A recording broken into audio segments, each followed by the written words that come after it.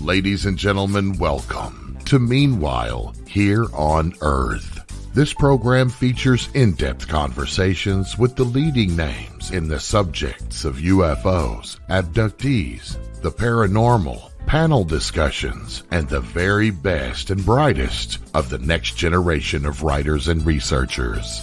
Meanwhile Here on Earth, the show breaking new ground in alternative talk with your intrepid host, veteran investigative writer and researcher, Peter Robbins.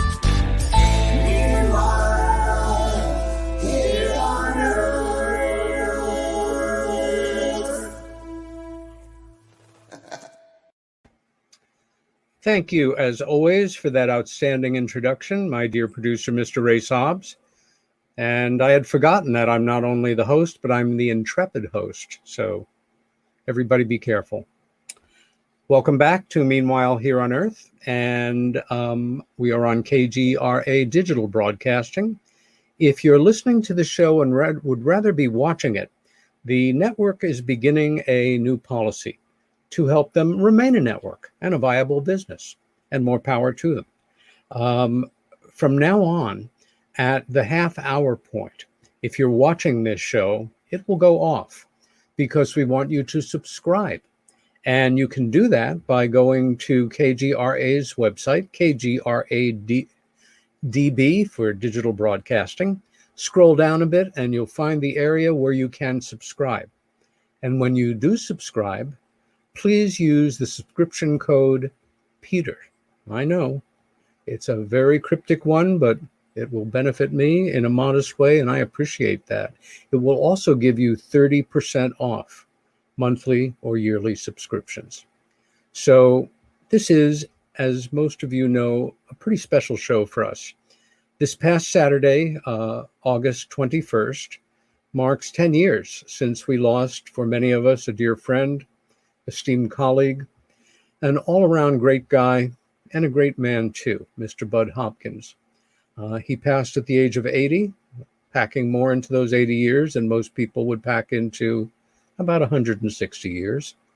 But still, not enough time for those of us that loved and missed him. So tonight, we're bringing together a pretty wonderful group of people who knew Bud, worked with him, loved him, different relationships, to talk about him, remember him, and hopefully allow you to know him a little bit better after the fact. And they are. Donald Raymond Schmidt is a former co-director of the J. Allen Hynek Center for UFO Studies in Chicago, where he served as director of special investigations for 10 years. He was a special investigator for Dr. Hynek prior to that. A 7-time best-selling author, his first book, UFO Crash at Roswell, was made into the Golden Globe-nominated movie Roswell, and his, which features into our last week's guest, Mr. Paul Davids, who was the executive producer of that great film. His book, Witness to Roswell, was the #1 best-selling UFO book in the world for 2 straight years. He's the co-founder of the globally famous International UFO Museum and Research Center in Roswell, New Mexico. And I will say here, he is also a dear friend and esteemed colleague. And that is about the most compressed version of his biography imaginable, as are most of these. Deb White-Cabell was my guest on this program on January 25th and has appeared several times since in different capacities. She is best known as the central figure in Bud Hopkins' international bestseller, Intruders, The Incredible Visitations at Copley Woods. In 1992, Hopkins' book was made into a CBS miniseries of the same name. These 2 events made Deb into an internationally recognized person in both ufology and popular culture. Originally using the name Kathy Davis to protect her young family, she revealed her true identity in 1992 with the release of the miniseries, and went on to co-author with her sister, Kathy Mitchell, Abducted, The Story of the Intruders Continues. Deb has just completed a highly revised and remarkable memoir called Extraordinary Contact, Life Beyond Intruders. It is available from August Night Press in London. I'm also very pleased to let you know that Bud's first two books, Intruders and Missing Time, which have been out of print for many years, are now available back in print, also with August Night Press. John Horton has been involved with the UFO investigations and research since the late 1970s. He was a field investigator for the first civilian UFO investigative organization, the Aerial Phenomena Research Organization, or APRO. John began working with Bud Hopkins and joined the Intruders Foundation after following his years of work in other areas. They spoke on the phone occasionally through the years, but invited John to the presentation seminar for the introduction of his book, Sight Unseen. John joined IF as the webmaster and bulletin publisher. He later became Bud's part-time assistant, working on inquiries and communications for Hopkins. John was also a member, along with myself and several of the other guests, of the Intruders Foundation Advisory Committee, helping Bud with other members to steer the direction of the organization. Mike Cleland is best known for his 2015 book, The Messengers. It was met with high praise, and appropriately so. In it, he explores the mysterious connections between owls, synchronicities, and UFO abduction. It was his firsthand experiences with these elusive events that have been the foundation for his research. The book is also a personal memoir and a journey of self-discovery. His website, hiddenexperience.com, explores these events and their connection to the alien contact phenomena. It also features extended audio interviews with visionaries and experts examining the complexities of the overall UFO experience. Mike is also considered an expert in the skills of ultralight backpacking and is the author and illustrator of a series of instructional books on advanced outdoor techniques. He lived for 25 years in the Rockies and now lives in the islands across from Seattle. He is also the author of a wonderful follow-up book to The Messengers. And Mike, welcome to the show. Our next guest, Dr. Jed Trumbull, is a licensed psychotherapist in private practice in New York City. He holds a PhD in developmental psychology, a master's degree in social work, and a bachelor's degree in psychology. Jed was the clinical advisor for the Intruders Foundation. He met Bud in the late 1990s and became part of the IF team at the time. And frankly, I don't know what we would have done without him some of the time. Throughout his years with IF, he was responsible for assessing and evaluating the many abduction cases from experiencers that would reach out to the Intruders Foundation office, seeking answers to what might be happening to them. Throughout the years, Bud would receive hundreds of cases of those feeling the traumatizing impact of their experiences, and Jed was there to help with the enormous scope of abduction phenomena. Jed's interest in the UFO alien abduction phenomena remains strong, and he continues to see and work with those traumatized and are trying to understand their experiences to this day. Now, just want to do a quick check here. I'm going to save our last introduction till later and just say right now, guests, welcome to Meanwhile Here on Earth. Thank you. Thank you for having us. Thank you, Peter. It's a pleasure. Thanks. You are all good and true colleagues, and it's wonderful to see you here today. We're all here, you know, they say to celebrate the life of, but also to remember that giant bomb crater that opens up when somebody irreplaceable departs from our lives. And Deb, I guess of all of us, you had the first strong association with Bud one-to-one. Can you talk a little bit about how you met Bud and some of how that relationship developed? Well, I met him because I had a strange experience back in '83, and also my sister had one in '65, and I had originally picked up the book Missing Time in the library, and I had a lot of trouble reading it. But and this is how I read a book. You'll hate me for this because you're such a book guy. But I look at the pictures first, and then I like read the back few pages and cover, and then I decide whether I want to continue reading it or not. And I did note that there was a little place in the back of Missing Time where there was an address that you could write to this guy if you thought you'd had this experience or experience like this. So after June 30, 83 happened, my mind kept going back to Missing Time in that book. And so I went back to the library and I got the book out just so I could get the address. And I wrote him this 14-page, 15-page letter with, I sent a bunch of Polaroids of the backyard, the mark that was left. I also threw my sister under the bus and told him about her experience and didn't get really her permission, but I thought, well, she'll get over it, He did.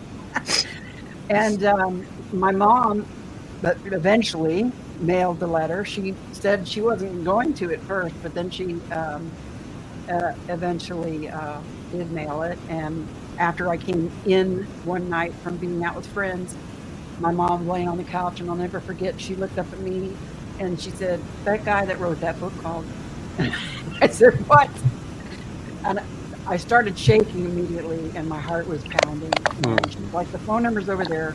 Go call him if you want." She was like, "If you want," that. And so I picked I could remember dialing the number, and my hands were shaking. My heart was pounding. I could hear it in my ears, and then he answered. And once I heard his voice, I don't know. It was just from that point on. And then when I went, finally, we talked on the phone several times. Long distance calls were expensive, and I wrote letters and drew pictures and things and sent to him. And eventually I sold my washer and dryer that I had in storage to get enough money for a bus ticket to come to New York to see him. And I remember on the way to New York, I was this young kid, and I always had this fear of being lost anyway. I traveled everywhere with the compass until cell phones, seriously. And so it was a big deal for me to get up the gumption to get on that bus and go 17 hours to the big city. I mean, because I'm from Indiana, everything is flat and corn, And halfway there, I had this massive panic attack, and I thought, what am I doing? This guy that I am about to go see wrote a book about aliens and abductions, and that's crazy. And you're a mother, and what is wrong with you? And he could be an axe murderer. I mean, it's all, I came so close to jumping off the bus, for real, but I didn't. And when I got off the bus, there he stood, waiting for me, coffee, that smile he had, and I just felt so safe as soon as he spoke. And even on the subway back to, he took me to Dr. Clamar's office like immediately. We probably went back to the apartment studio and dropped my stuff off, and then went straight to Dr. Clamar. But in the subway, my first subway ride in my whole life ever, and the lights went out. And I jumped about 10 feet off the seat because I thought, oh God, we're going to die. There's something horrible wrong. And he patted me on the leg and said, it's okay. It really is. It's okay. This is normal. But he was just always, he always made me feel safe when I was around him. And he was such a compassionate person that you could tell, I could tell all he wanted to do was help me.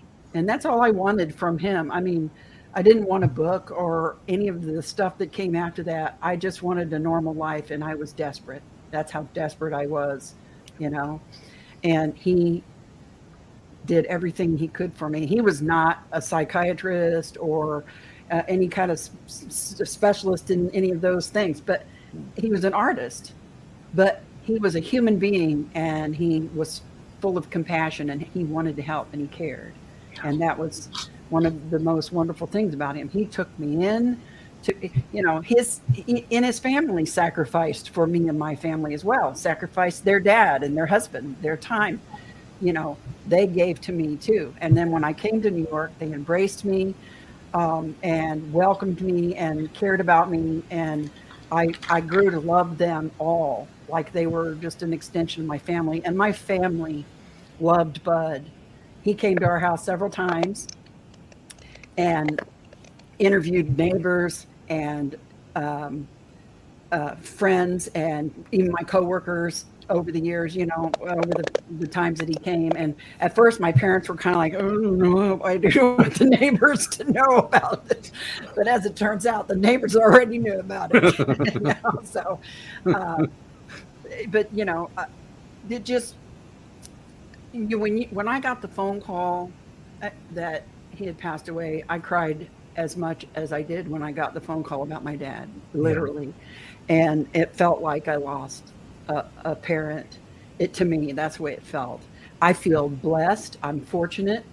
Meeting him changed my entire life. Yeah. Everything about my life right now would not exist had I not met him. He was one of those pivotal people that you meet in a lifetime that changes the entire course and direction of your life. Nothing about my life now would be recognizable without having him in it in the beginning. And I will be always forever grateful to him for that. Yeah. And I feel very blessed because I came to him early in this whole thing. So I got a lot more of his time and attention than a lot of other people that came later. Because once Intruders hit and went out, and just exploded, he was just bombarded from all around the world with people just like me, and he wanted to help everybody. He did his best, and he got spread so thin that I was doing well, and I wasn't hearing from him. We weren't communicating. Years even passed later. And in the beginning, I felt like a kid that's dad kind of abandoned them, but I quickly realized how fortunate I was and that I wasn't abandoned at all. That it was that so many people out there needed him more than I did. And I was so fortunate, but we always stayed in touch. And whenever things happened to him that weren't, like when he got cancer and stuff, he always called me. I want you to know this from me. I don't want you to hear this from someone else, but yeah, I will always be grateful for him. He's saved my life, I feel, and I wish he was here now. I wish he could see me now. Sometimes I think about him like I do my dad and mom. Yeah. And I think, when I finished the second book here, I had the dream about him, and he said, "I'm proud of you, kid." And I don't dream about people that I know or knew. So I really felt like that was like a real thing. Knowing you as long as I have, I guess since your first support group meeting, it's been an honor and a pleasure to see you grow with these experiences and, handle everything that's been thrown at you, basically. Let's go to a decidedly different kind of relationship and view of Bud. Don Schmidt, you were a close colleague, a professional colleague of Bud's. You spoke at the same conferences, you wrote books, you were in documentaries together and separately. You had a professional relationship, but it became an incredibly warm friendship. Can you give us an idea of the Bud Hopkins that you knew over the years? Well, first of all, Peter, I was honored that I was asked to be part of this panel this evening, and especially in paying tribute to a dear friend as far as we're all concerned. I was introduced to Bud by no less than Dr. J. Allen Hynek at an international conference we had at the Midland Hotel in Chicago in September of 1981. And I was immediately impressed with the fact that much of Hynek's invisible college, as he called it, colleagues, scientists from around the world that were of that stature of Hynek, and yet there was Bud as far as exchanging witticisms and notes and educating them as to his own personal research, what he was working on at that time. And it became a mainstay that every time Bud would come into Chicago, we made it a point to always get together, those of us at the Center for UFO Studies. And when we would hear Bud describe to us some of the most personal ordeals, cases that he was working on that he never put into print. I mean, some of these were just horrendous in their scope, in their ramifications, and yet he was sharing them with us because he had this heartfelt concern as to what should I do about these cases. I'm only human. I can only do so much. And we found that we were often offering him advice.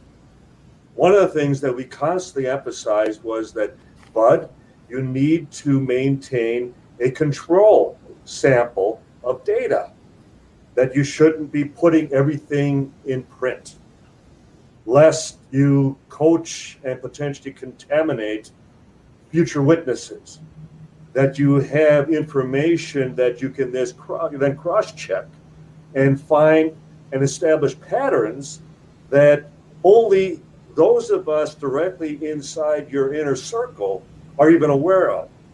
And so he would share such details with us, and we would provide him with additional details of cases we were working on, not only originally with Dr. Hynek. Now, keeping in mind that Hynek had previously worked on the Betty Barney Hill case. He had previously worked on the Calvin Parker, Charles Hickson, Pascagoula, Mississippi in October of 73, and then the Travis Walton case in November of 75.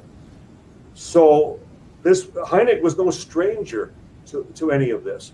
And the fact that our central figure that we were working with was the late Stanley V. Mitchell, who was the president of the American Hypnosis Society. And the fact that Hynek, I was the only other investigator at QFOS that worked with Mitchell.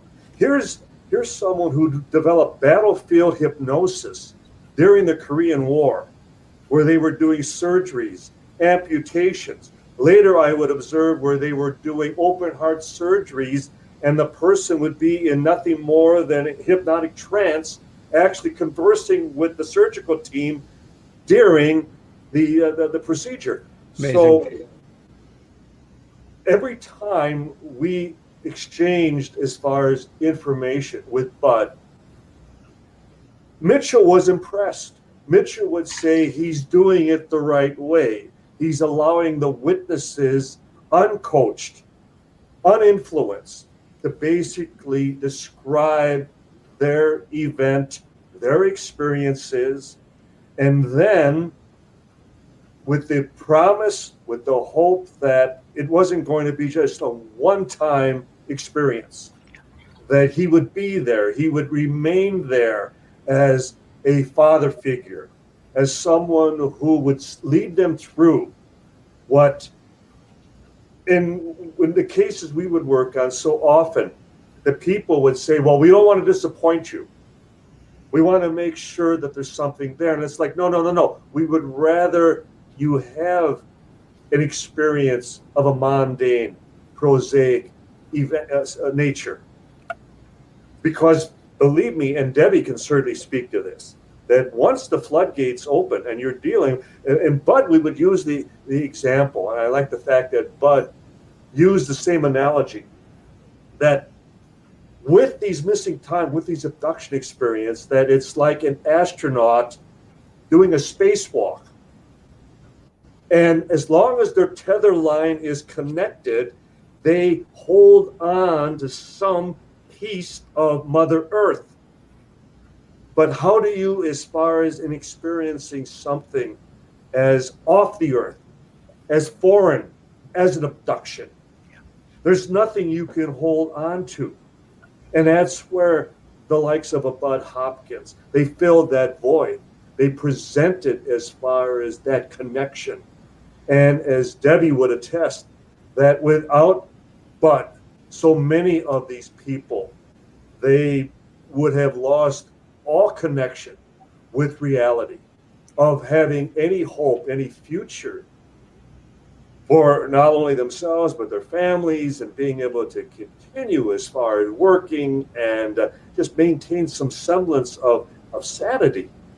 And so, albeit Bud was not the doctor, but he was filling a position that most doctors, at the risk of their professional careers, would never have ventured into. So God bless Bud Hopkins for doing that level of professional, as far as assistance, counseling, and helping these people through this minefield that we're now all discovering who's replacing Bud. We're down to one or two people that are left that are going to fill as far as that situation right now. You remind me, we like to think sometimes that when one person goes through the door, another person will step into their role. Some people in life can be replaced to a degree, other ones can't. They simply can't. And you can have people who aspire to do the good work they did, and often do, who will try to imitate, but imitations are just that.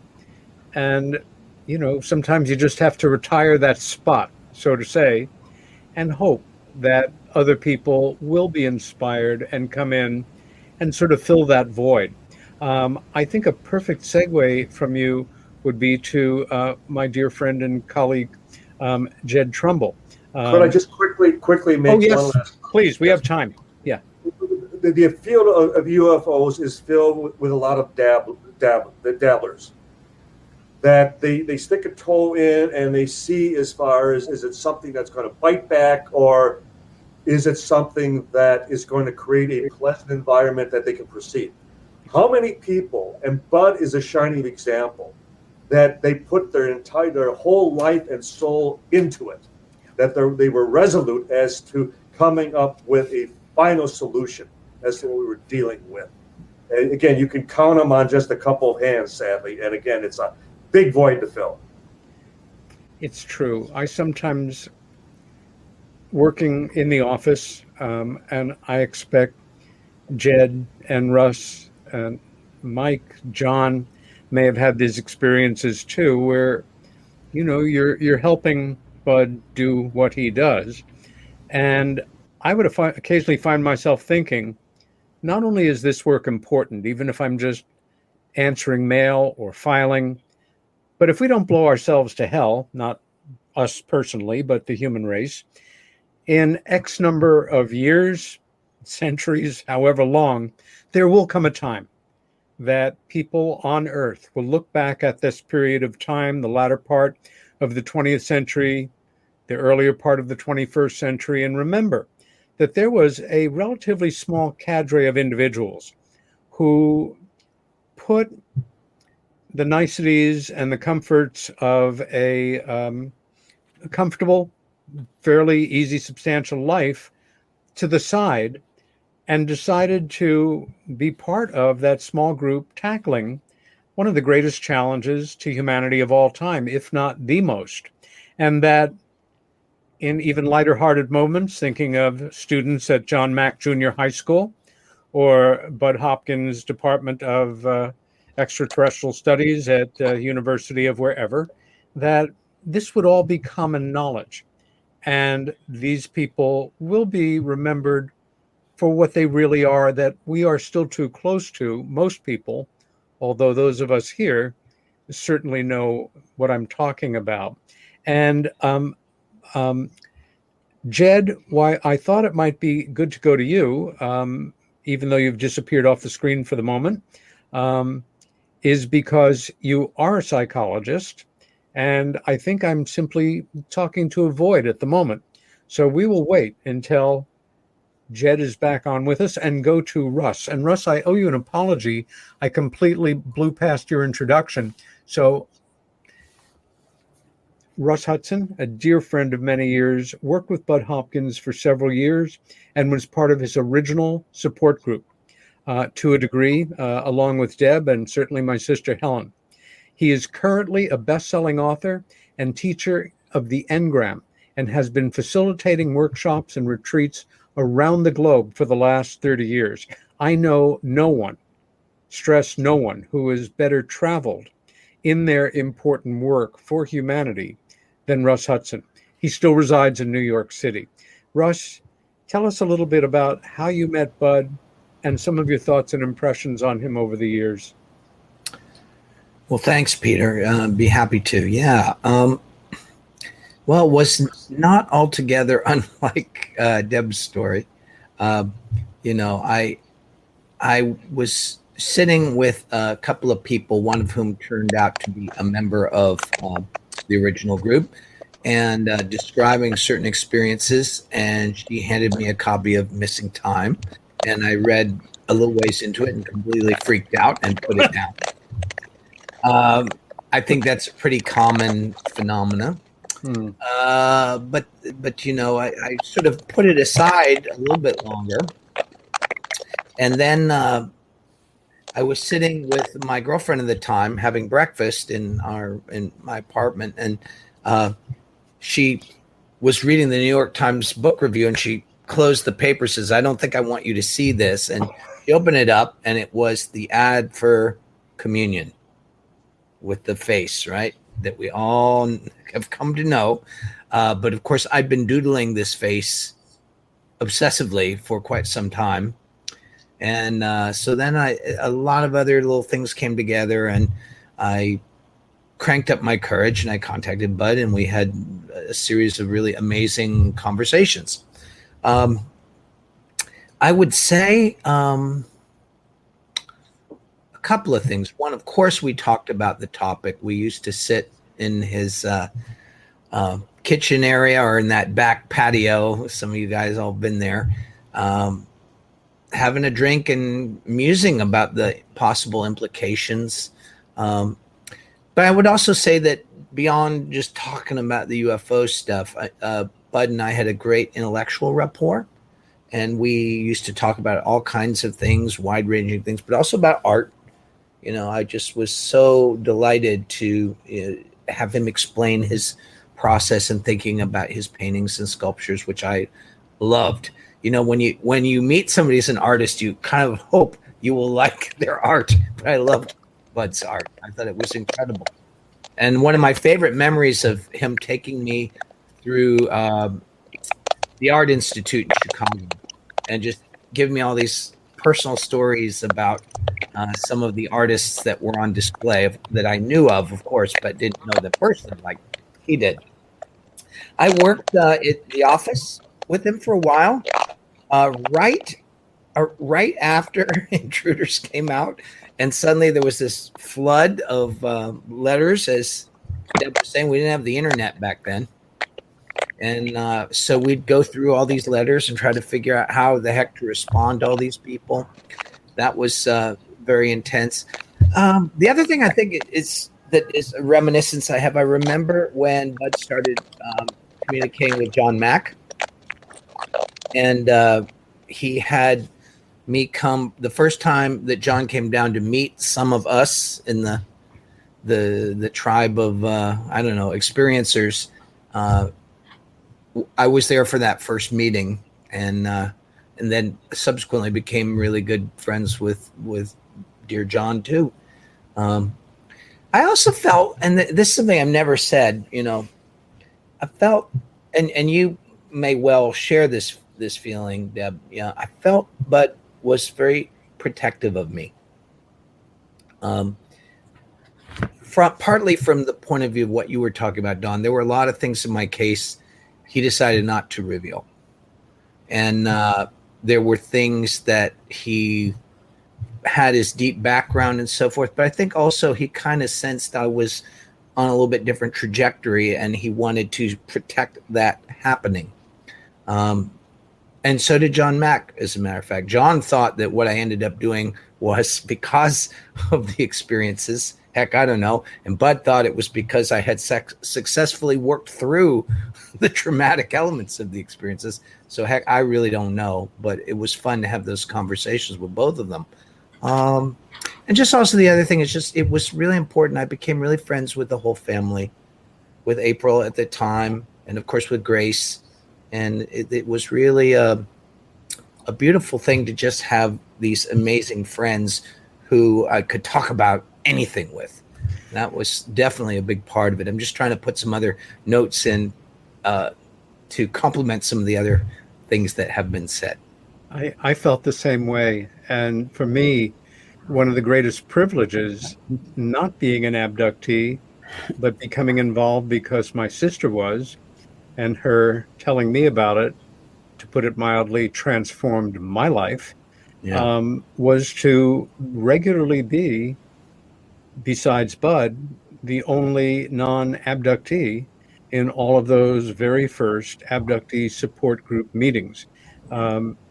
I can hardly describe just what a feeling it was, knowing that nobody else was having the kind of experience I was about these people's experiences. You'll remember, of course, and Deb will too probably, every once in a while there would be a guest, a psychiatrist. I remember at one point Bob Bigelow.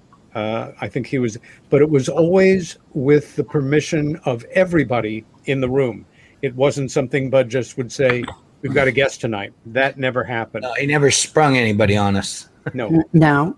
And you know what? When, like you said, we talked about things other than UFO stuff, and the family took me in. When I graduated from beauty college, and then I had a trip shortly thereafter to New York to see everybody, Bud and April made a special dinner for me to surprise me with lobster. And I never had that in my life. I didn't even know how to do it to eat it. So he's like my dad showing me how to do this, you know. And then I had, like Rusty, he took me to art galleries. I went to an art opening one time with him and some other people.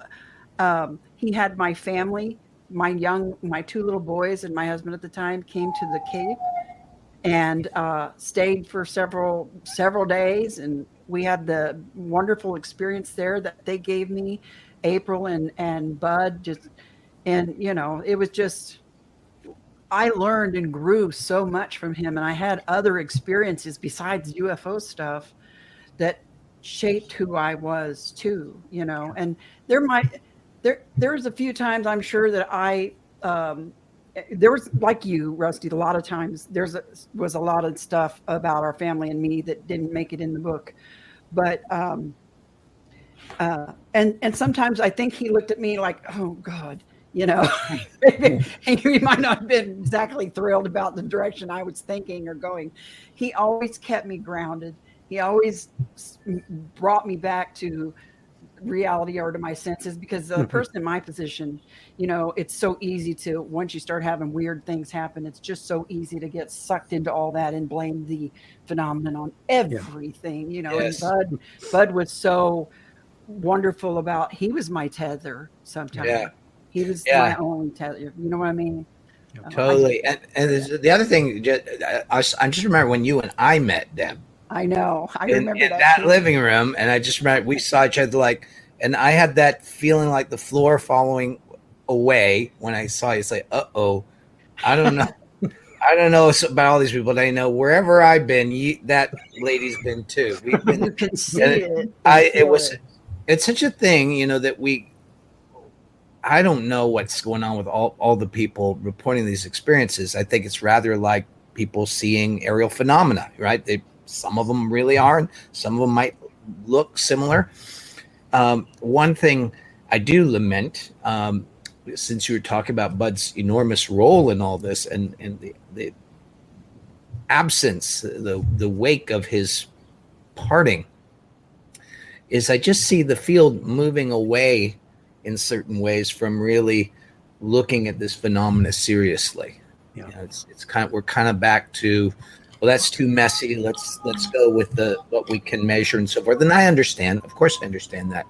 But I also think that there are ways in which the understanding of whatever that is not going to get completely untangled without some further understanding of this phenomena. Jed, I'm going to ask you to jump in here because you had such a unique place in our family, the Intruders Foundation, and you are a PhD psychologist, but you're also one of the most empathetic, grounded people I know, and your PhD has never gotten in the way of your being on the ground with all of us. Certain people are a bit prima donnish, especially if they, have advanced degrees, but your work has been so important, and Bud relied on you more and more the last years of his life in terms of referrals, and as his energy kind of got depleted. And how did you actually meet Bud? And what in your background, because you're not an abductee, what in your background made you interested enough in the world of UFOs and their implications, and ultimately abductions, to seek him out? Wow, what a great question. And Russ and Debbie, everybody's making very good points that I could spend lots of time on, actually. But I met Bud. It's real funny because I met him back in the 90s. Of course, I had read a couple of his books by then. I'd seen him in a conference or two, but of course, he was always this big iconic figure to me. And then living here in New York City, in fact, living in the Village, Bud's place was always in the West Village. I lived in the East Village, and still do actually. But I would bump into him in the subway, And I remember going to graduate school and bumping into him, and I'd say, "Oh, Bud," and he would always stop. I was a total stranger. He'd stop. He'd say, "Hi, how are you?" "Oh, good." I said, I loved your books. I've seen you at conferences. What are you doing now? And he'd take a minute out of his time. I'd say, "Well, I'm just in graduate school now," and then he'd go on his way. I'd go on mine. Another year clicked by, and the same thing would happen. I bump into, "Whoa, what are you doing? Where are you now?" "Well, I'm doing some postgraduate work, and I'm specializing in trauma." And I guess these things somehow registered with him. I think maybe Dave Jacobs had a little something to do with it down in Philadelphia, who I was in touch with for a little bit. But I got a call, and he invited me over to that infamous, Debbie and Russ and all of us are familiar with, that living room of his, right? And right there in Chelsea, West Village, Chelsea. I guess it was Chelsea officially. But, and there, I met, and we from there with the other IF members that he was slowly gathering, we were all part of the to the pioneers of the group in the late 90s, and just kind of took it from there. I think Debbie's point is worth mentioning again. Russ, you emphasized it too. Bud was at his core, he was a humanitarian. He cared about the people that he was seeing traumatized by these events. He cared very, very deeply about them.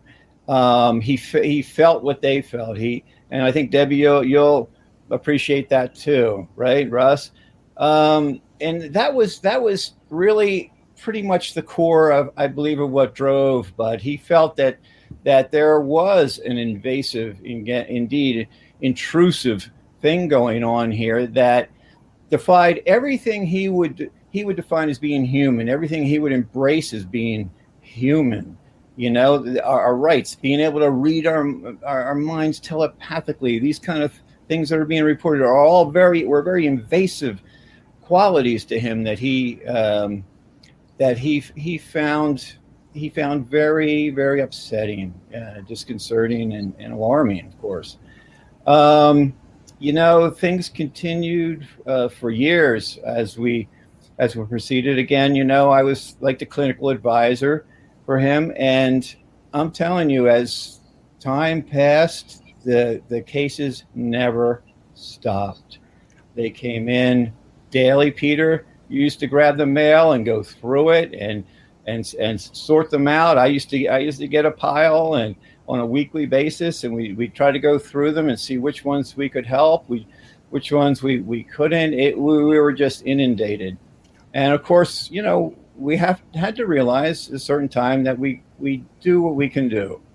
As it's been said by somebody far greater than me, Bill Gates puts wings on hospitals. We do what we can do, And so, person by person, experiencer by experiencer, we would work little by little, trying to pull it together. It was trial and error for the most part.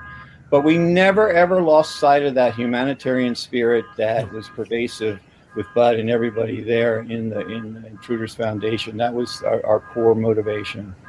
Yeah. I agree. I remember getting a call from Bud. It was actually 2 days before he died, and he was looking for company. And of course, I just dropped everything I could, went over, and I just sat with him. He just wanted someone to sit with, and so it's very reflective right now on this man, this incredible spirit of a human being, and I feel privileged to have been able to sit with him at that moment as much as I did at the very first moment when I would bump into him or see him in a conference with awe and inspiration. So I feel very, very honored to have had that experience with Bud, and I just carry the work on now as best I can in my own practice, and again, patient by patient, person by person, and just do what I can. And it's all thanks to Bud. It was interesting, if I can say one thing. Because of the Intruders Foundation, because of Bud, I took a specialization in trauma, PTSD, after I got out of my formal education. And from there, because I took it, for anyone's information, it's called EMDR. It's just a specialization in trauma. Okay. And I happened to take that directly because of what we were getting at the Intruders Foundation, and because of Bud's being inundated with all of this work. Right after that, 9/11 happened, September, of course, 2001, and that led me into a specialization for trauma that I probably never would have been prepared for or have gotten if it wasn't for Bud and for the Intruders Foundation. Yeah. So I have him to thank for that, because to this day it is one of my primary specializations in my private practice. So, yeah. Mike Collin, first, thanks for your patience, my friend. You came to know Bud as somebody that was having things happen, and you were living a very different life back then. You were an outdoor guide, a mountain guide, a survival expert. What was it that brought you to New York City for the first time to meet this painter who was doing this work with people who felt they had been taken by other intelligences? Well, I had been working in living in New York City. I went to NYU in 1981 and dropped out.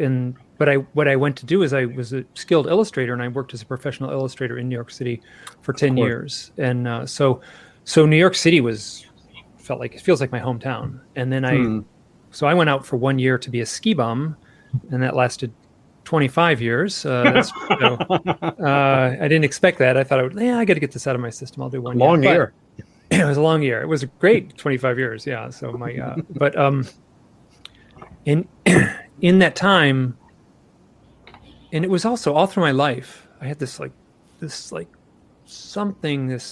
level of agitation, or this level of unrest, or this level like disquiet. And I've written about my own experiences at length and talked about them a lot, and put out a few books, and I in 2006, like, things started falling apart. Like, I was not emotionally healthy. And I met with Bud in 2000, I think it was 2007. So I worked with him in 2007 and 2008, and a little bit through 2009. And then, so I was traveling to New York, and he would call me on the phone when I was out west too. But I traveled to New York and would spend some time. Yeah, that's where we met. Yeah, we met there in Cobble Hill in Brooklyn. So, like, I like to speak to the other folks who are the clinicians about trauma and about the difficulties, and what Deb had said. I have said it many times. Between about 2006 and 2013, I spent 95% of every waking hour wondering if I had gone insane. Like, the experiences that I had, I could not ignore. I managed to deny them, ignore them, put the lid on them, shut them out, not deal with them. And there came a point when I had to deal with it. And I wrote Bud a letter, and he got back to me, and I went to New York and I met with him. And, you know, as far as the caring and the compassion and the humility, that was something I really respected. Is also, so he was like, he sized me up pretty well, and he would not let me play that game because I would sit there and talk with him and say, well, you know, I'm not really sure, you know, like what that might imply, you know. And so I was having like missing time and seeing gray aliens in the backyard, you know, and I was like, you know, it could have just been a dream. And he was not having any of it. So he treated me like a grown up. He held my feet to the fire and did not waver. Like I needed that kind of tough attitude. So it wasn't tough, like mean tough, but I needed to be, no one else was doing that in my life. So in the intervening years, I did a lot of hard work on my own, but it was a lot of that stuff with Bud in the beginning that really allowed me to do that work. And so there was one point when I one of the visits in New York, it was 2008, and I flew to New York. Part of the plan was to have a hypnosis session. And I had a hypnosis the year before, and some things emerged, but not much. So I had an appointment, and I went to his loft there on 16th Street, and he opened the door, and he did not look well. And he said, listen, I'm not up to it. I don't have the energy right now to do the hypnosis. Let's just sit and talk. So we sat alone and probably talked for 3 hours. And it was one of my big regrets that I never recorded that conversation, because he did so much that was like, so one of the things that experiencers or abductees will report is like an unusual increase in synchronicities or powerful synchronicities. And so that's what I was being hit with. That was when I said about insane, it felt like I was being hit with so many strange outlying experiences, all of them pointing to UFO contact, that the synchronicities forced me to look into my own experiences. So I asked Bud about these synchronicities, and he was really great. He was like, don't you get pulled off your path. Like, yes, those synchronicities show up. And then he told a story about his very first case, which was a person across the street that ran the liquor store saw some craft in New Jersey. Yep. And then he went to investigate the site in New Jersey. And he said, this is if it happened here and there's an apartment building there. I bet you there might be a doorman at that apartment building I could talk to. So he talked to the doorman.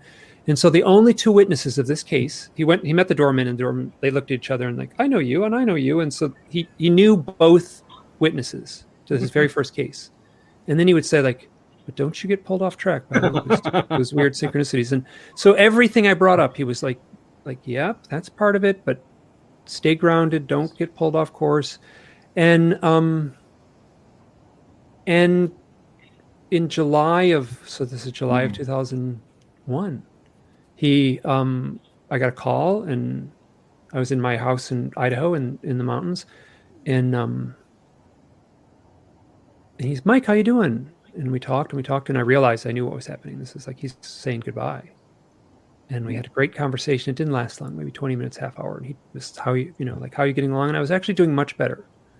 It was, Mike, Mike, sorry to interrupt, but you remind me of something that Bud taught me. It has to do exactly with what you're saying. He said, never forget that no matter what, never forget to tell the people you're working with that 95% of the time they're going to be spending their life in their real life everyday situations, and not to let the 5 or so % of what is happening to them on the side take over. And that was exactly what happened to me. The 5% that was so jarring and so distressing that it really disrupted my life. So I feel like I'm much more grounded now, and much more, for a lot of reasons, and a lot of hard work. Yeah. And also, I would actually say, and a lot of work Mm-hmm. dealing with my own experiences and just looking at them and exploring them. But he, so he called and said goodbye, and I reached out to a few folks that I knew that worked with Bud, and said, get a hold of him, call him right away. So, Yeah. And then it was a month later that he passed. But so he was, like, I stepped into his world, and I was very shaken, and I was almost like this broken person in some ways. And he was very strong and very, I don't want to use the word tough. That's too simple a word, but he was not let me back down and say that nothing happened. And so it was through him that I had a lot of what the confirmation experiences he would call. So confirmation events. Believe it or not, we have just blown through our first hour. This is Peter Robbins with Meanwhile Here on Earth, with my special guests, Don Schmidt, Deb Jordan Cabell, Jed Trumbull, Russ Hudson, Mike Cleland, John Horton, who unfortunately has dropped out at the moment. And we will come back in about 3 minutes with a half-hour interview with Dr. David Jacobs, and then a special guest for the last half hour. See you on the other side.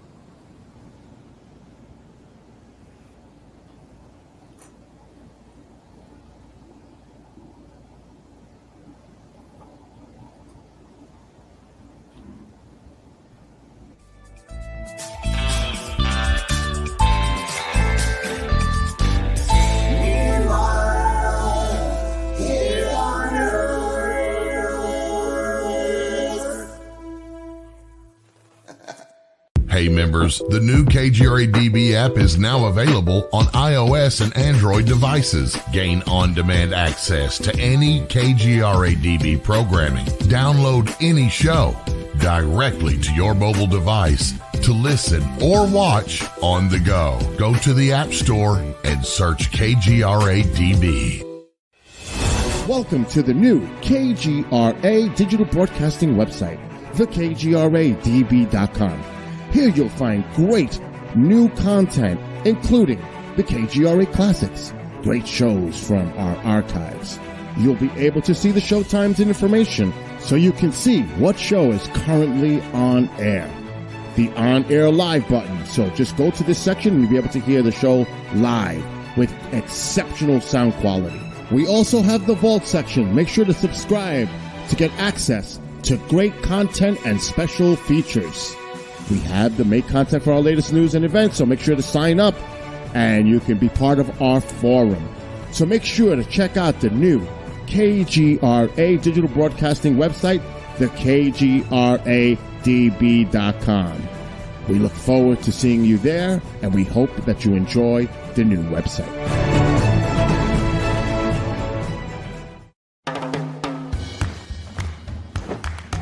I don't want to talk about it.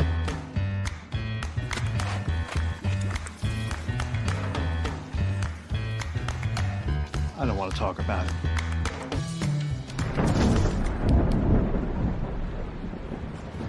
Families don't have to talk about everything, but they should talk about how to plan for an emergency. Get tips and resources to make your family's emergency plan.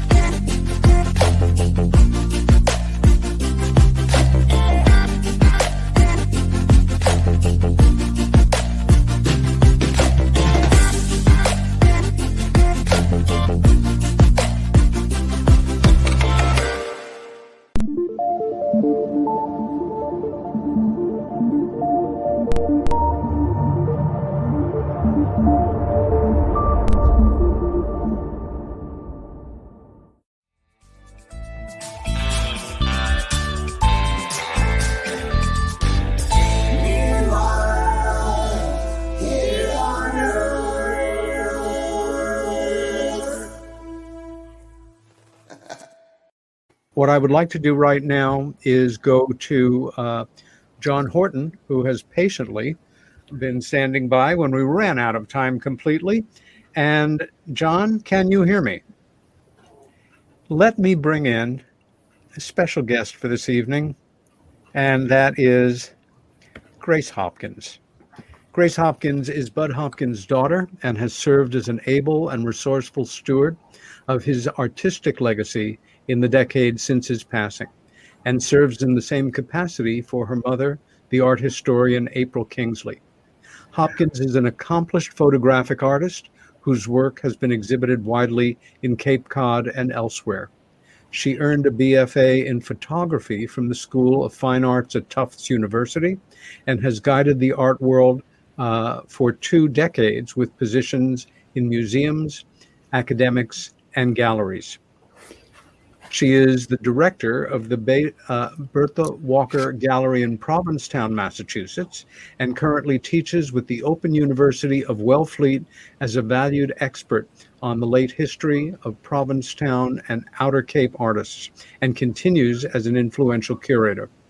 The bulk of her time is spent creating art, raising her daughter, and writing a memoir.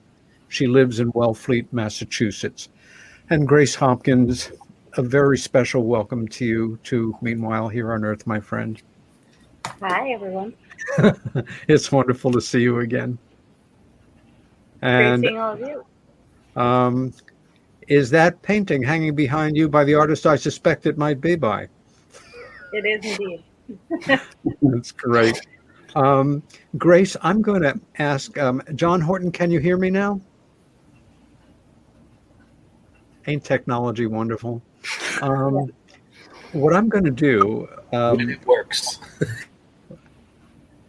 When John comes back on, I would like him to add his thoughts and comments to those of our other wonderful guests here. But right now, I'd like to, I guess, surprise you all with a little something special before.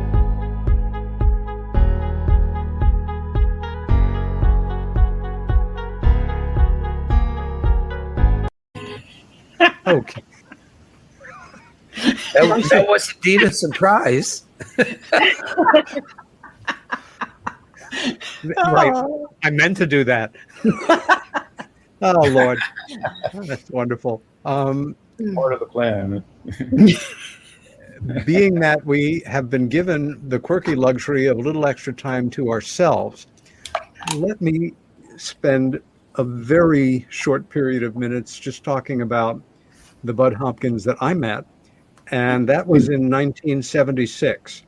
I had been obsessed with the subject of UFOs for almost a year and came upon a particular issue of the Village Voice, a weekly not known for its UFO coverage as a rule, as opposed to leftist politics. And there was an article. I believe the title of it was Sane Man Sees UFO. And it was Bud Hopkins' very first case, written by this man, Bud Hopkins. I read it straight through. I'm not exaggerating. I thought it was simply the best written case that I had come upon in my months involved in educating myself on the subject. The New York City art world, although international in its impact, is a small town. And I knew there was a late period abstract expressionist who had moved on into more geometric works named Bud Hopkins, spelled with 2 Ds, and wondered if it could be the same person. I cracked the old New York City phone book, a very thick volume, as many of you may remember, and cold called him, introduced myself as, one chance to make your next first impression, a fellow painter teaching at the School of Visual Arts who had a childhood sighting, whose sister may have had an experience. And I had just read his article and wanted to know if we could talk. His very first question to me, 35-year friendship about to start. Tell me about your artwork. Well, it didn't go really well. I, coming out of a minimalist, conceptual milieu and period in art history, he was less than thrilled. But he did show some interest in my sister's experience and invited me over for coffee. And a few days later, I walked up to this nondescript door on West 16th Street. And thank you, Deb, for finding this photo, because this is the only photo that I know that we have of that door. And New York City buildings and neighborhoods can be as deceptive as people's faces. You do not know what's behind the facade. And I rang a particularly handsome guy with a smile, answered it. I'd never seen a picture of him. Up the stairs we went, and we sat down at this kitchen table. Wow. Where did you get these pictures? I took them. I did a photo essay of the house and the studio about a year before Bud died with his encouragement. And this archive is open to you all. And Grace, I'll make sure you have pictures of all of these. And we sat at that table and we had a cup of coffee. And we all know those moments in our lives. I would call them BCAD moments. We don't know it at the time, but the shift, our life is about to shift massively, and we're in the moment and we don't realize it. I think back now at the hundreds of cups of coffee I had at that table with Bud, and a very large number of shots of scotch. Cutty Sark, brand name. He wasn't one of those single malt guys. And this is the heart of the home that Grace grew up in, and that so many of us it became a second home or a place of refuge or a place of work. And when you turned around and you walked through this hall, you headed into the living room. Now, the first time I visited, when I looked at the work in the hall, some of it I didn't know, some of it was obviously the work of friends. Other work should have been in museums. As far as I was concerned, they were by major artists. And I asked Bud about it, and he started to talk about that moment in the early 60s when his work started to sell, and he was like making $1,000 or something. Not a lot of money in terms of masters, but you could buy a small drawing by Lautrec or Corot or Mondrian for $1,000 or $1,500. And we all know that room at the other end, because that is the living room. And it's a place I grew to love. And sometimes when the family was out of town, I'd get to babysit the house. I'd have friends over. I was just so proud to have that responsibility and to be part of Bud and April and Grace's life, and Bootsy, the most insane cat imaginable, who I know just saw one gray too many over the years. And this room also was where the very first UFO support group meetings were held. My sister Helen, God rest her soul, on the surface, two people couldn't be more different. Helen, totally black leather, in-your-face punk with one of the most extraordinary stage acts and very heavy metal. But although she didn't like people to know about it, she had a degree in English literature. She was extremely well-read. She read the New York Times on Sunday. She was a graduate of the French Fashion Institute. She was well-traveled, and she knew art. And she loved the Guardian figures. The two of them absolutely adored each other. And I remember a favorite moment of seeing them sitting in front of the Guardians, and, a room full of people that had had these experiences, and without even realizing that they were in the presence of great art and how that informs your life and elevates your life. Again, another reason why it was such a privilege to be part of this early, this period of time when this was happening. And UFO support groups, they're fairly active around the world now. But Bud was like, in the best sense of the word, D.W. Griffith to film, or Wells, or any of the true innovators. He was making it up as he went along, and he did it right. We now come to the top of a stairway at the other end of the house that takes us into a room that was life-changing for many of us, a room that, for Grace, means more to her than all of us rolled together. I can't even imagine sometimes what it was like growing up with, April being your mom, an art historian, and Bud, wonderful painter, being your dad, and that circle of friends and the incredible library and the intelligentsia and that part of New York City. What a gift.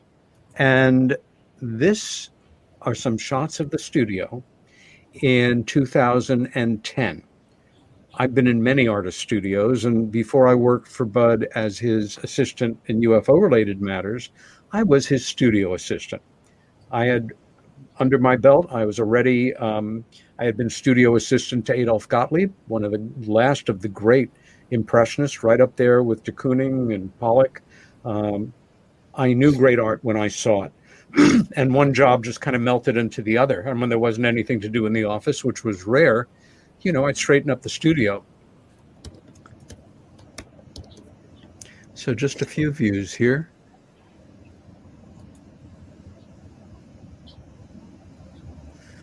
And as we know, this is this old building, as many old buildings in New York, the back end would have originally in the 1870s when it was built, have been the stable.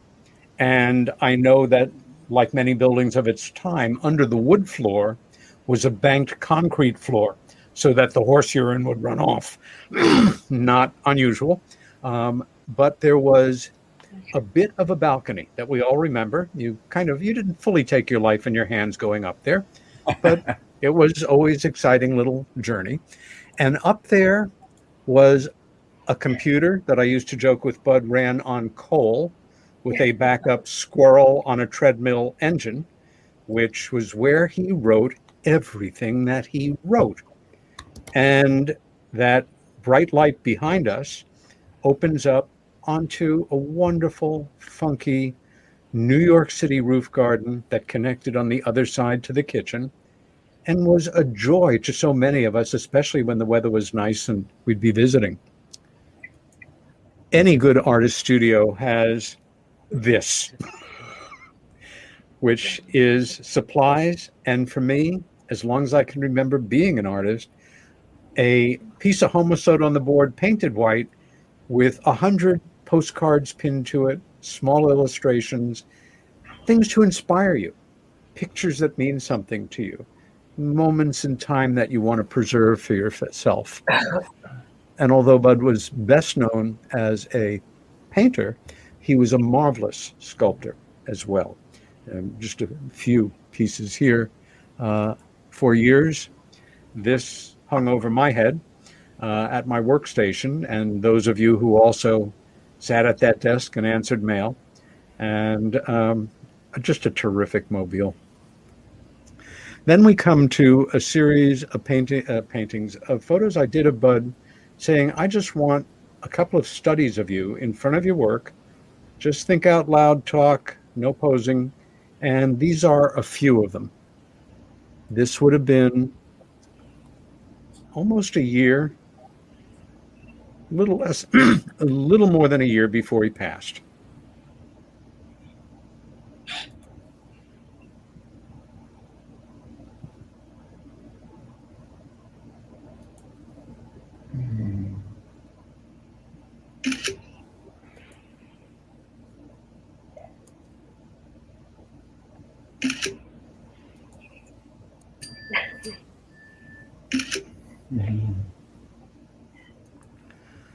And just a reminder how much we love and miss this guy.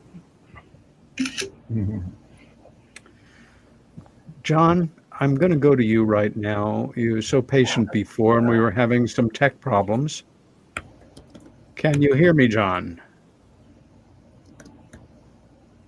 John Horton, can you hear me? Apparently not.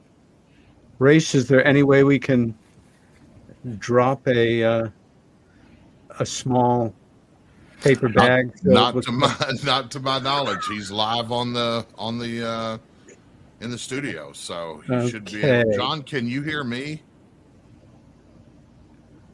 He has no audio whatsoever. Okay.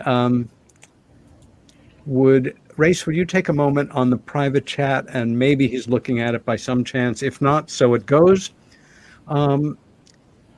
It Grace, seems as though he can hear us, but we can't hear him. Okay, we'll see when we get a breakthrough here. Hey, John, can you hear me now? He can hear you. We just can't hear him. His mic is not. John, check your mic assignment on your computer. Make sure that your lapel mic has been assigned. I love that picture. I love that picture of him. I love that smile. Yeah, we all do. We all do. I will say that several months before Bud passed, being a realist and knowing what was around the corner, this would have been probably about May. He passed in August. He said to me, we were alone in the studio, and he got Bud had a wickedly wonderful sense of humor and a very dry delivery. Sometimes I did not know it was a joke until it was the punchline. And this, he said, as time passes and I realize what's inevitable here in so many words, I really only have two major wishes left. One, that I lived to see my 80th birthday. And indeed he did. And we had a lovely party for him. And in fact, John, while you're there, this is a picture I took of you and Bud at the birthday party. We had about 30 of us, I think. Champagne, some cake. We kept it an early evening, but it was a lovely evening. And he said, the second wish is that I outlive Dick Cheney.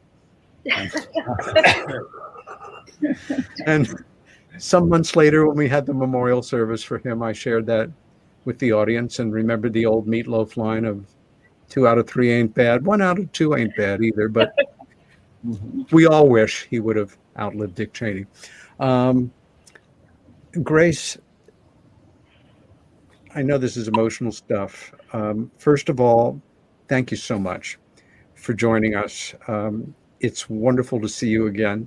The last time you and I saw each other was a little over 10 years ago. No, a little less because it was after the memorial. But you sent me the most extraordinary little portfolio of photos. You think you know somebody and you see some of their photographic record, and then all of a sudden you see them through different eyes. And your father was, to put it mildly, very photogenic and committed to being an artist from the time, obviously, he was young.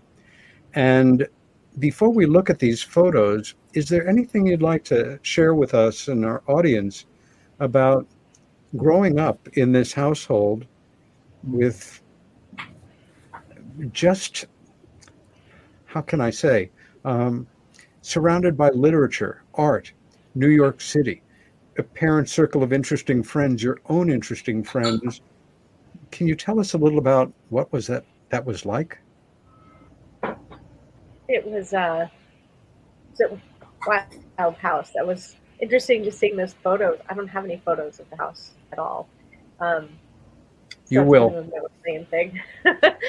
But it was a complicated house, even to describe to anyone how it worked or where it went or how you would go from floor to floor, and being raised on a separate floor, from them disturbed a lot of people. I remember UFO support groups because I could hear, stuff happening upstairs above me. But I knew Dad was a lot of fun. He was the life of the party. There wasn't a lot of, me and him. Even just finding pictures for you for this, there's 2 photos of me and him that I have. Just kind of wild. But he was a great guy, great artist. He did a lot of great things for people. Yeah. And he was proud of that. I remember him being very, very proud of your photography. Yeah. He would show it off all the time. Also, as you matured as a young photographer, the wonderful matrix of hallways that led into the back studios, more of Bud Hopkins pictures went down and more of Grace Hopkins photos and collages went up. And my best sense was, he wasn't the kind of parent that would get a refrigerator magnet and put your drawing on the refrigerator because he thought it was cute. It had to be good. But it only went on the photography wall. It never made the big, Yeah. Well, but, duh. We thought a lot about squares. He didn't like the idea of squares. Franz Klein did squares, and he found them very difficult. And he would argue with me about whether or not I should do a square or not. Where did he go wrong? I mean, a rectangle, Grace, a rectangle. Right? I think it was 2011 when he was, really not doing very well, and I spent a lot of time there. And I would go out when people would come in. I would go out and take pictures and come back and show them to them. But that was before Instagram, I think. And so the digital cameras then didn't have a square as an option. So I would have to take a rectangle and then make it smaller later on. So I would show him the rectangles, and he's like, "This is fine. Why don't you do that? Why do you have to use a square? What are you wasting your time on these?" Square, and I would show it to him, and he'd go, "Okay." And it was literally like the only time I won fights with him. We had a fight about Malevich, who was one of my favorite painters. He's like, "What?" And I went and got one of his books from the art wall in the living room, and I said, "This is your little piece of paper that you stuck into this book about Malevich, and this is why it's an amazing painting." And we argued about it, and he goes, "Okay." But he wasn't going to give it up most of the time. That was pretty rare. Quick reality check here. John, you can hear me, but can we hear you? John Horton, can you hear me? Can you hear me, John? Okay. So we will try to come back to John later. Grace, let me just move right into these photos. I've done my best to put them in something approaching a chronological order. And I'm starting it with a picture that you're very familiar with that hung in the studio for many years that now resides in a collection in England. And it's the only work that I'm aware of that was a student work of your dad's that I completely fell in love with. And I remember having a fairly long conversation with him once about how inspiring it was for me as a young painter to discover that transitional period from about 1911 to toward well into the First World War, where Mondrian, he painted a tree, somewhat abstracted. Early work looks so much like that, right? Yes, and that over several years, it becomes non-objective and gives us the very beginning hint of classic Mondrian's. And he lit up. He said, "You're the first person that ever connected it." And yes, that was on my mind. Oh, did I have points that day? So now we're going back to a young man in his early 20s. So he's probably right out of college there and had just gotten to New York. He was living in the building that he later on lived in. Yeah. But in the front studio, Bess's studio. Okay. Until there was a fire and half of the building burned down, and he was able to buy it with another couple. But he was living there with Joan, and his mother came to visit as a surprise. Oh, no. And assumed that they were married because they were living together. And so they ran out and got married. Well, I could easily... But yeah, he's probably 23 or 4 there, because he went to college very early. He was probably 17 when he went to college. And so he would have been 21 or 2 when he left. Well, and that's right around the same time. So that's a painting that I have called Sorts. Oh my gosh. And it's the same colors that the one you just showed. Yeah. Yellow and greens. And I had it in the show, the retrospective I had in Provincetown for him. How wonderful. Again, this is a young man who knew what he wanted in life at this point. Growing up in West Virginia, in Wheeling, and having this dream and going to Oberlin and following it to New York. It's a great shot. That's a little study for a larger painting that I have I think I have both of those still. So that's probably 61. So he might have been 30 by that point. That was Brandenburg. So this was a series he did probably earlier than 60. So probably 58, I think, was Brandenburg. And he carried around a list of names that he wanted to name paintings. And sometimes they corresponded to music he was listening to, Mahler's Castle, Brandenburg, whatever. But sometimes they were just random words that he liked and he put in a painting later or titled it. But this was when he was friends with Rothko, so it has a feeling of sort of a dark color or light color up top, dark color in the middle, light color down below. And this is all grays and blues and greens. It's wonderful. One we've seen.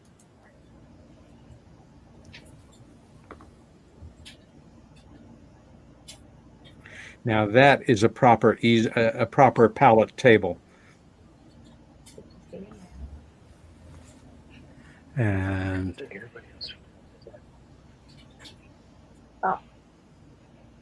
so that's same studio part of the house in the front part. So that's probably 63. Okay, like that, where he started to get a little larger. That for some years was it a chiropractor or a sports medicine guy who was in the front there? That's way later, but originally it was he and Joan were living there, and it wasn't a really livable space. They didn't have a shower or anything. Later on, when he bought the building, it became Bess's studio in the front for the ceramics, and then much after that, the chiropractor bought it. Yeah.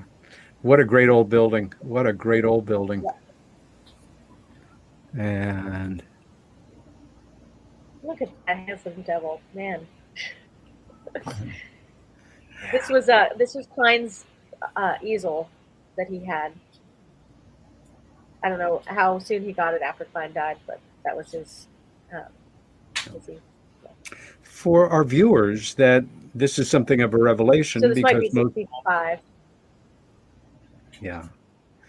Many of our viewers follow this show because it deals with UFOs and the paranormal. But please make no mistake about it. Bud Hopkins saw himself first and foremost as a painter and as an artist. The other work that he did that he became, ironically, better known for many people is simply, a footnote to the fact that this was the way that he saw himself.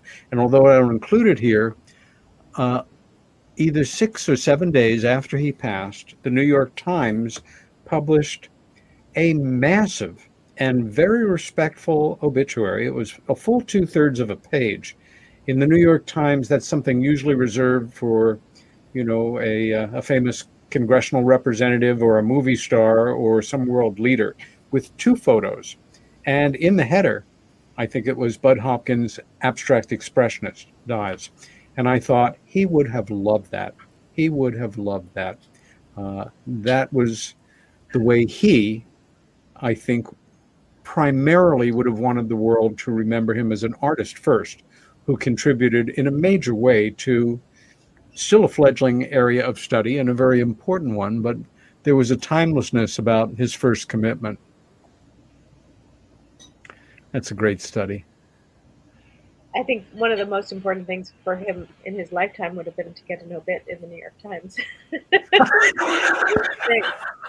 was absolutely a thing. With 2 photos. True. Yep. I agree.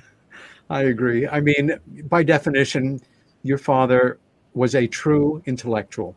He was so well read. I remember when I first started visiting, and I'm enough of an intellectual snob that I will make very strong first judgments about people simply based on the spines on their books. Forget about, the books themselves. So you either read this or it's here to make me think you read it. And okay, I'm impressed by that, but not as much as if you did read it. And all of the books on history and art, the UFO section was there, but so many, he's such an autodidact, so many subjects interested him. And the title of his wonderful memoir, Art, Life, and UFOs, there you go. He loved his life in New York City and the cultural world that spun around it as much as any of us could possibly. And intent on working on something there. So this one and an earlier one you had in a different kind of space, that was his house in Truro that he had. Oh, okay. It was the first Charlie Zender house. Oh boy. Got it. He got a Yeah. Guggenheim for the concrete one. Awesome. Hey, here's a great study. There he is. Look at that handsome man. I tell you what, movie star looking for me. Yeah, what a face. What a face. And again, whoever took the picture knew enough to compose it properly on a rectangle, I might add. This was around the time when Arnold Newman was taking a lot of pictures of Dad. Oh, and, okay. For those of you not aware, just sorry. Google Arnold Newman to see how respected and world famous a photographer he was and the other extraordinary people he captured. He stayed with Dad a lot, and he took a lot of roles with him. But one of them is Dad leaning against the corner of the house, and it looks like a guardian structure. It's wild. Outstanding. Outstanding. This almost looks like an abstract expressionist with a portrait thrown in. That's at the old house. That's the one in Truro. Yeah, not too much high contrast. That is there. actually a Newman, I believe. Yeah, that wouldn't surprise me. He went in for that kind of high contrast. And this one I thought, okay, we got to have at least one cat picture. Pre-Bootsy, of course. Thatcher. No, that's not Bootsy. That's Thatcher. He had Thatcher with Joan. Way before my mom. Way before me. Probably still in 65, 66, somewhere in there. Yeah.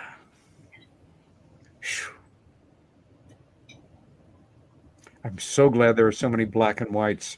They really are intense. Yeah, exactly. Exactly. Definitely. Well, looks corduroy to me. Could be. This was gearing up for a big show he had, I think, in 70 or 71. I'm blanking on the name of the gallery. He had a big show in West Virginia in the Chrysler Museum. Oh, okay. But I'm not sure if this was that or the other. Several major shows right around there. And now, he never fully transitioned from abstract expressionist work, and playfully would include it in a lot of later works, but has, of course, moved on to kind of format favored at that moment in art history that I was surrounded with as an art student, representations much more hard-edged. Another great portrait. He always had a area of activity, he called it, movement. It was paint itself. And it would go up against the hard edge. You can see that just to his left there. A great way to define it. He never really had anything without that. Yeah. It was rare. I mean, there were a couple instances where it was really pure geometry, but for the most part, there was an activity that would sort of keep everything else in check. Yeah, we can see it here to the lower left. Yeah. So that is in the 70s. That's he started to do these series of paintings with the circles, which really had nothing to do with UFOs. It was just, he started with the circles in 68, I think, when his dad died. And he started to continue, well, they started with a black circle and then they became color, but everyone likened them to UFOs, but it wasn't that. It was sort of about the idea of life and death, I think, to him. And the spinning of what life and death was, to some degree. Got it. Would have never known. And again, a beautifully framed portrait. Yeah.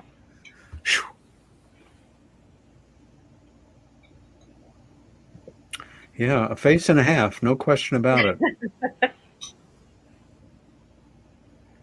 I'm doubly glad that we're showing these, first for obvious reasons, and also because there are so many people watching and listening to this show, well, primarily watching, who didn't know your dad, but heard him speak, saw him on television, read his books.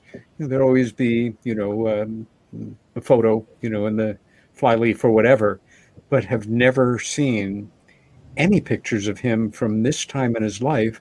And again, forget about UFOs. This is all about being an artist and living that life. That's one of my favorites. Yeah. Haircut almost early Beatles, but your dad's taste in music better than I. And when I first met him, and for the rest of our lives together, hanging up framed behind his desk was a piece of sheet music. You may remember. It was a piece of music popularized with the big bands by a singer named Vaughn Monroe. Vaughn Monroe. Oh yeah, Vaughn Monroe. He wrote a piece about Can't Vaughn forget Monroe. him. Who Bud loved.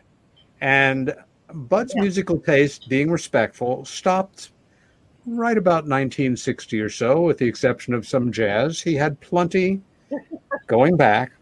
And although there was considerable age difference between us, I grew up with parents who were major big band people. And growing up, I was kind of tested on, who sang this song for the Dorsey Band and who was Glenn Miller's, tenor lead here. And so he was very impressed when he started pummeling me with questions about big band music. And it didn't come to blows, but when I told him that I had kind of inherited my parents' irritation with Vaughn Monroe's voice, which was very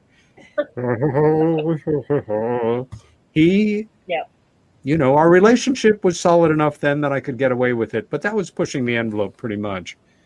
A little bit. He loved Vaughn Monroe. He wrote a whole piece about how his velvet voice was necessary to get us through the war. I know. We had more than one Vaughn Monroe listening party in the studio. Yes, And of I course, was a teenager who grew up knowing nothing about music after 1950. I still don't.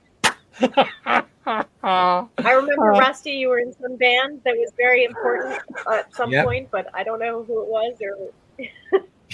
Wonderful. I got quizzed with who is this, Ella or Billy? Like constantly, that was the thing. I never shared this with you, Grace, but my sister adored you, and I know you really cared for Helen. She was such a character, and your dad really loved her and wanted, like he did, to support people in their work, especially fellow artists. Twice, not once, twice, he came to hear her and her band at CBGB's. And he stood in front with the headbangers, in front of the Marshall amps. I knew he was having one of the worst times of his entire life, but he had a smile on his face, and he was kind of nodding his head every once in a while as though he were interested in the beat of the music when it was just a sound.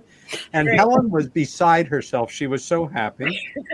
He didn't hear properly for several days after, but I only wish I had some photos to pass on of him in CBGB's surrounded by metalheads for your collection.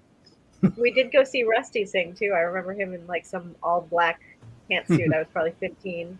Yep, I do. He did indeed come see our band back in the day. Yes, and I was so impressed. We talked about music a lot, so I was well aware of the boundaries of his musical perspectives. But I just thought it was just love and support that he came down to hear us do our thing.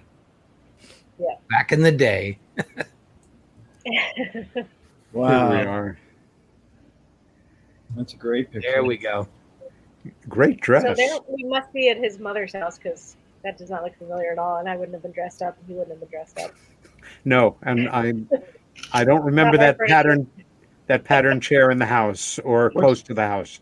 What's the year of that, Grace? What do you think? How old are you? I'm gonna say I'm probably 10 or 11. It's a wonderful photo. So he would have been 53 or 4. Yeah.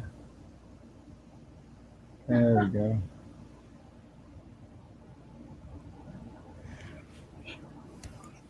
So that's a bit later. That's us. Yep. I would say. He's probably 51, 50 there.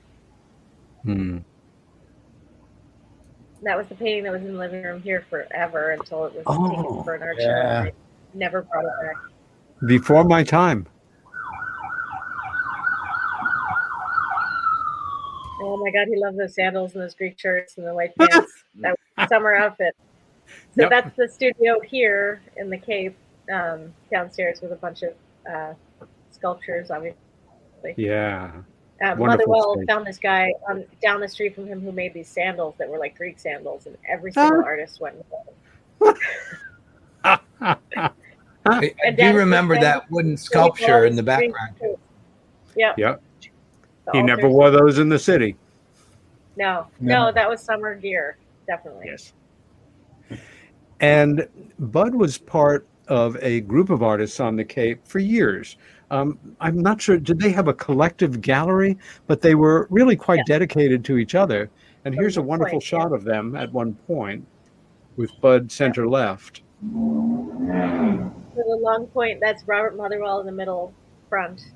And these guys were together from 77 to 97, so 20 years.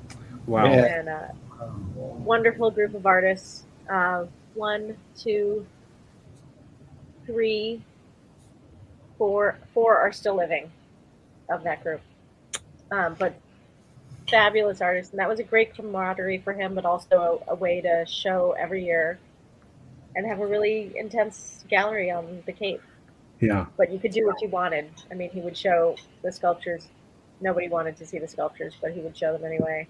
But you could do what you wanted because it wasn't necessarily about making sales all the time. There was no gallery director that was directing the artists like sometimes happens.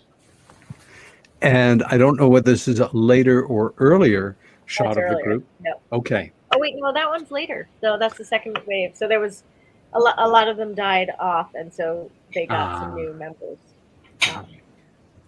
Robert Motherwell, who was a great,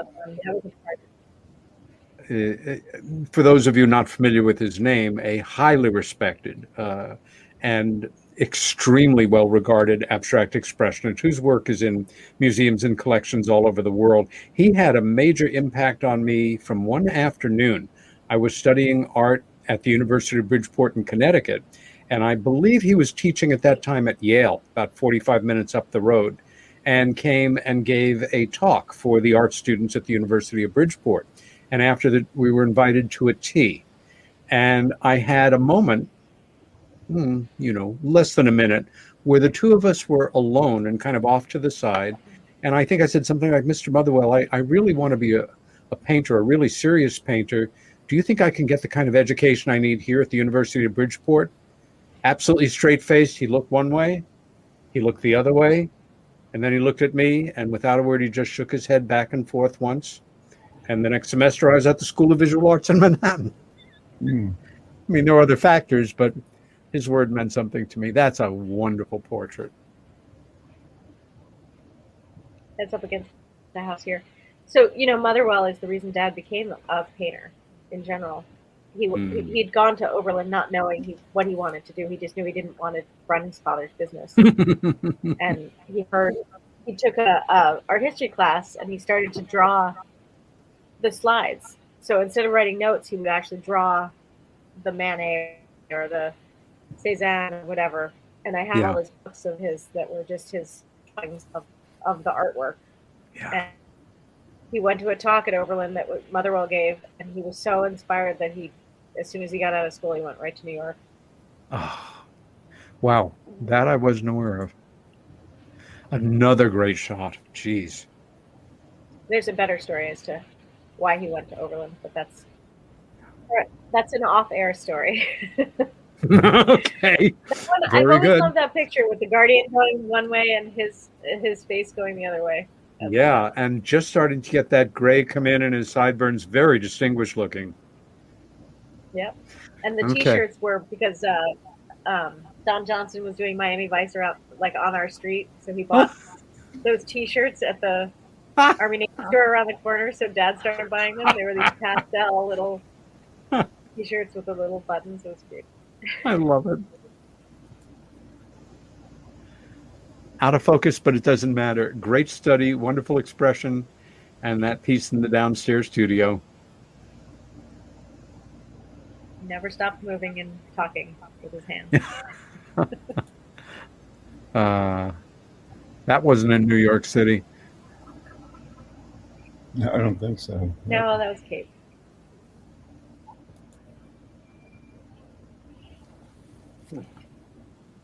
Now, I think that was Christmas. There was a sculpture that my husband at the time gave Dad, which is in the foreground.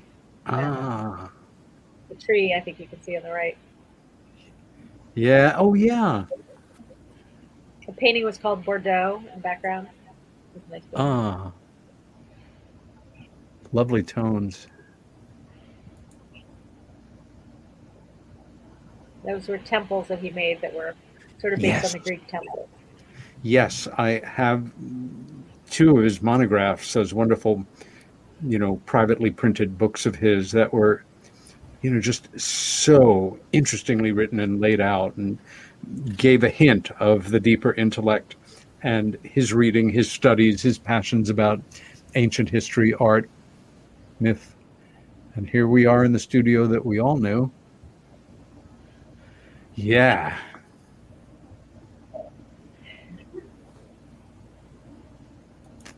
Before he did sculpture, I got to roller skate in those studios. There they are. I remember, in a little bit north of you, certainly when I was a kid, and they were fading out in the 70s, were the last of the old Cuban handmade cigar places. And all those wonderful little temples, some days they just go out of business and close up and they junk all of these really old handmade molds made of beautifully shaped pieces of wood to shape and dry cigars that were handmade. And your dad, being a true artist, thinking out of the box, looked at them and saw miniature temples rather than cigars, and the rest is history. Yep. I love that study. That's a good That was a lower studio. Yeah.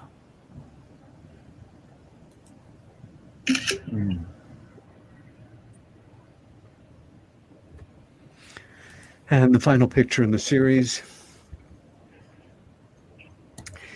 10 years, very difficult to believe, but some people stay with us for the rest of our lives, and we are the better for it. And your dad was certainly at the top of the list in my book. The Jewish people have a belief that as long as somebody remembers you, even in the abstract, in other words, one of the nameless 6 million that perished during the war, you never die. And he once told me, a committed agnostic, atheist, his religion was humanism. And he felt his immortality lied in you, Gigi, his artworks, the depth of his friendships and how he affected people, the books that he wrote, the people that he impacted on. And although, again, it's a completely separate track, he wrote books that changed the way that we see, to a great degree, the unseen world. And again, Missing Time and Intruders are now available again in reprinted form from August Night Press in London.